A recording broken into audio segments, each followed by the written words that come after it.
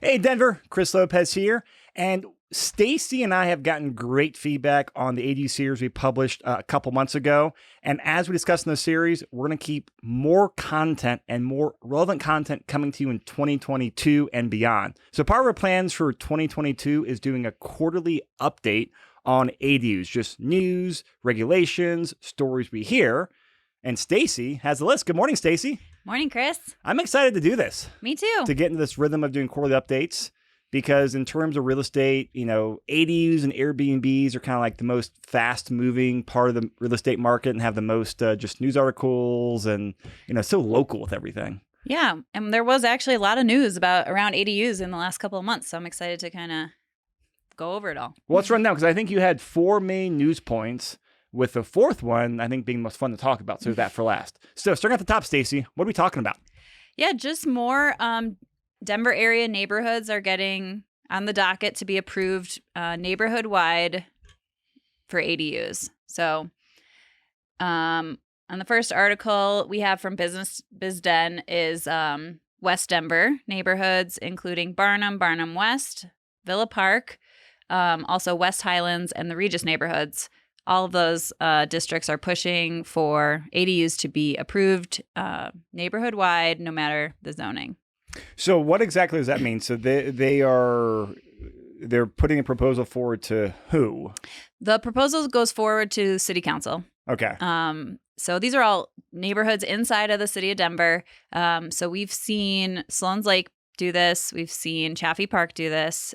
So other districts are getting on board so that the idea is to help ease the process of getting your ADU built so that you don't have to go through the rezoning process on top of all the other requirements. Okay. So this is all these neighborhoods, they're putting their applications forward to the Denver City Council, and the Denver City Council will approve or not approve? Yeah. So the city council members each have districts. And so they're proposing it and then they take to the full vote of all the council members, basically. Okay. On behalf of their district. What's your call? Are they going to get approved or not approved? Definitely going to get approved if they haven't already. I haven't seen an update because I think it was going to go to vote maybe in January. Okay.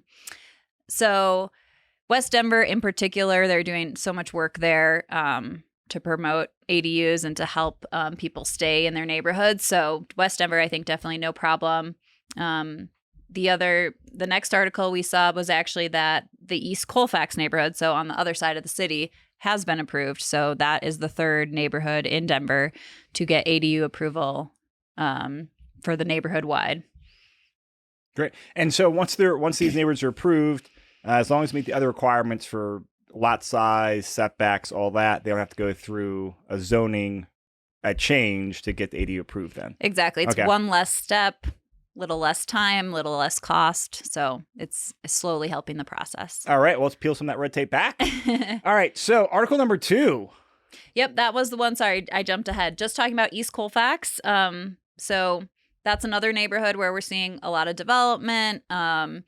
Just the city's really focusing on that area. So that one got approved in December. So that was the 3rd neighborhood in Denver. Mm-hmm. Okay.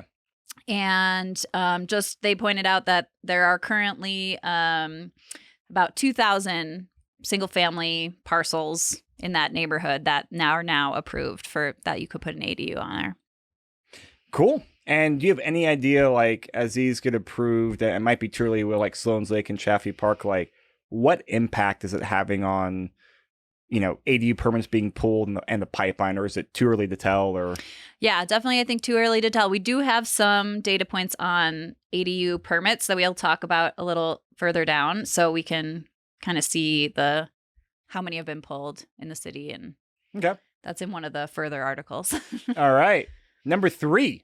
Number 3. This is another Denverite article. I thought this one was interesting because it's a little bit the opposite of what we've been hearing. So this was about a ADU request in a more suburban neighborhood of Denver. Apparently the first one. And we don't know the neighborhood though. It just said it is Southeast Denver. I can't remember which neighborhood. Okay, but Southeast Denver? Yeah, where you're still in the city, but it's a little bit more suburban. And there was pushback because not exact, it's not the same type of lot. I just found it interesting because it's actually a much bigger lot than you see in the city, but doesn't have alley access. So it's a little harder, how do you get to the ADU? And so this one, I guess, is being put to a full council vote. So it's still in line with the Blueprint Denver, which is what was passed, that ADUs will be allowed everywhere. But this neighborhood in particular doesn't have the neighborhood-wide zoning. So I just thought it was interesting to see what that there's a different opinion in, different parts of town. So it sounds like the factor here that changes is it's more suburban, it's bigger lots, and no alley access. Yeah, that's the punchline? That was what the article was stating. This particular home, I think, had some other caveats of, the type of owner and the neighbors maybe didn't get along. But in general, I think it's a good example of, because I guess in my mind, a bigger lot seems like, well, that makes more sense for an ADU. You have more space to put a little house in your backyard. That's my logic. But there was some pushback. So it'll be interesting to follow and see what happens with this one. And it sounds like it was the first of request for the area. So do you know how big the lots are in this neighborhood? I don't. I mean, this one said 17,500 square foot lot, which is huge. That's huge. Yeah. That's almost 3 times the normal Denver lot. Right. So I think in the suburban areas, they're probably more like 9,000, maybe, slightly bigger than your standard 6,250 lot. But this seems like a, double lot. Yeah, I don't know anywhere where like 17,000 square foot lots are the norm. Right. Right. Not okay. in city limits. Yeah. Okay. Want to make sure I wasn't missing something there. Yeah. Great. So article number 4, which I think sounds like you're the most excited to talk about because we got some discussions about this for the podcast. And a quick note before we jump into there, you guys want all the details and links to these articles, it's all in the show notes. We got the blog post in there, so click it and we can get you all the exact details and links to all these references. So I know you've had some updates on, was it short-term rental laws? Yeah. So this is specifically around ADUs and short-term rentals. Another article that was put out by Denverite. I found this interesting. So there was an article put out on January 12th talking about, can you short-term rent your ADU? And it went through all the, rules and regulations. And the short answer is yes, you can. But then like 10 days later, the city of Denver put out this announcement reiterating the rules around short-term renting your ADU. So I'm wondering, after this article was published, if there was a lot of questioning or stuff going on. So interesting to see those two come out so close to each other. So what did the article say? Yeah, so the article was saying, are all these ADUs that are being built being used as short-term rentals? And the answer is no. So according to the city data, there's about 2,100, a little over 2,100 active short-term rental licenses.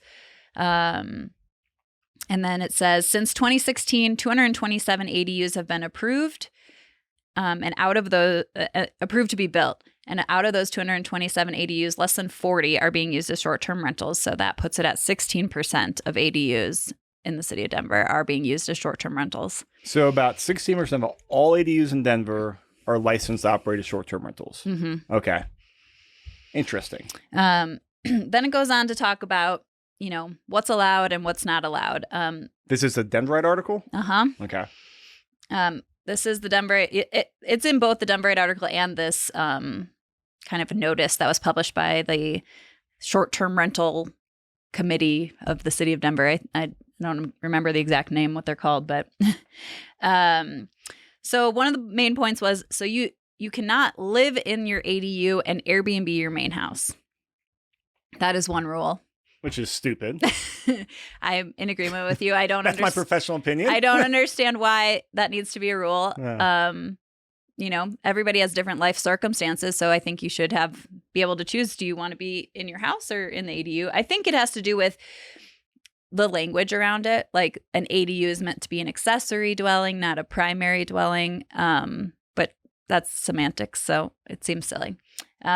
So the next bullet point is whether it's an attached ADU, like in your basement, or a detached, you still have to, this is part of it, still have to live in the main unit.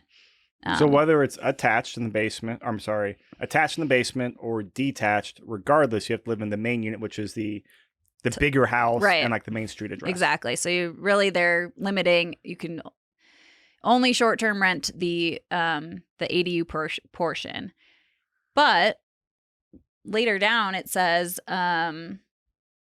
you are allowed. It gets a little confusing because you can short-term rent your main house also, but not at the same time. So it says here you can have a license issued for your primary dwelling. And then you can short-term rent the main dwelling and the ADU, but you can't to one renter. So you could do like one stay for both houses, but you can't to the same guest. To the same guest, yeah. But you can't short-term rent the main house and the ADU to different guests at the same time, is what it sounds like. That's kind of getting into the weeds here, but it just seems like they put a lot of thought into this, and I'm not sure why. We need these stringent rules around how you're renting it. And I mean, from a high level, the gist of the short-term rental laws in my mind for Denver is it has to be your primary residence or not. Right. Which is I think the number one litmus test. Either you are or not, and you can legally short-term rental, you cannot. Mm-hmm.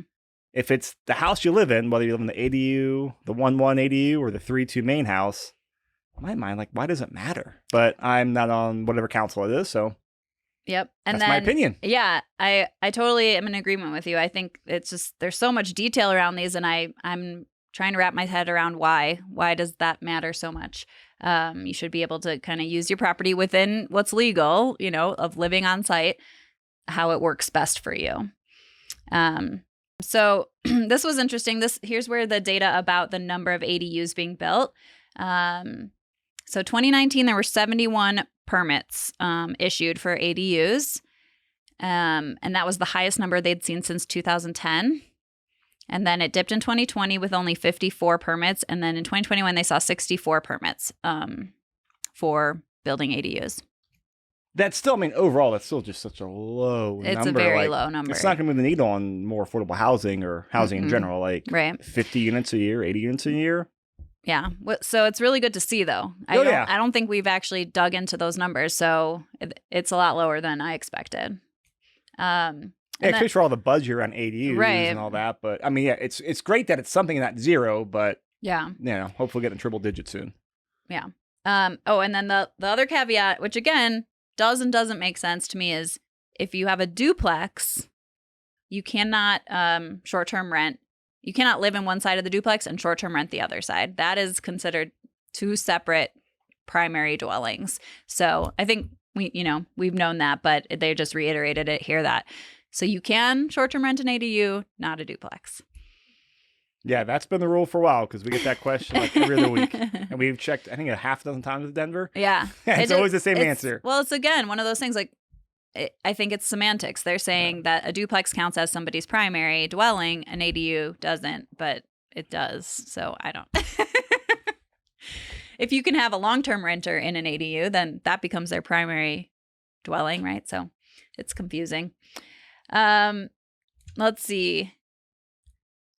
And then, here was the last portion of that about whether you're short-term renting your main house, the ADU.